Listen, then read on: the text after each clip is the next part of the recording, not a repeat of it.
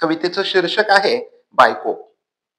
प्रेम केलं जिच्यावर तिच्या सोबतच केलं लग्न, होऊ लागलो आम्ही आमच्या संसारात मग्न. दिवसामागून दिवस गेले, झाले काही वर्ष, काळासोबत कमी होत होता जीवनातला हर्ष. पहा, तुमच्याही आयुष्यात असे प्रसंग घडतात का काही, आणि तडजोडी केल्याशिवाय घराला घर पण नाही. बाजूलाच माहेर असल्यामुळे ती घरी भांडण कधी करत नाही. आला स्वयंपाकाचा कंटाळा की माझ्या सासूचं घर मात्र दिवस रात्र सोडत नाही. लग्नाआधी तिला मी भांडी घासताना पाहायचो खिडकीमधून. आता फरशी पुसताना ती मला पाहते सोफ्यावर आडवी पडून. साडी घ्यायला दुकानावर नेले तर कहरच करते.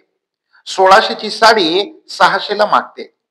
द्याना म्हणते दुकानदार, 6 महिन्यापासूनचे गिराईक आहे तुमचे, तुमच्याच दुकानातील साड्यांनी कपाट भरले आमचे. दुकानदार म्हणतो, बाई तुम्ही भाव अवश्य कमी करा, पण सत्याचा मार्ग थोडा तरी धरा. मागच्याच महिन्यात उघडले दुकान की हो आमचं, त्यामुळे या दुकानातील साड्यांनी कसं कपाट भरल तुमचं.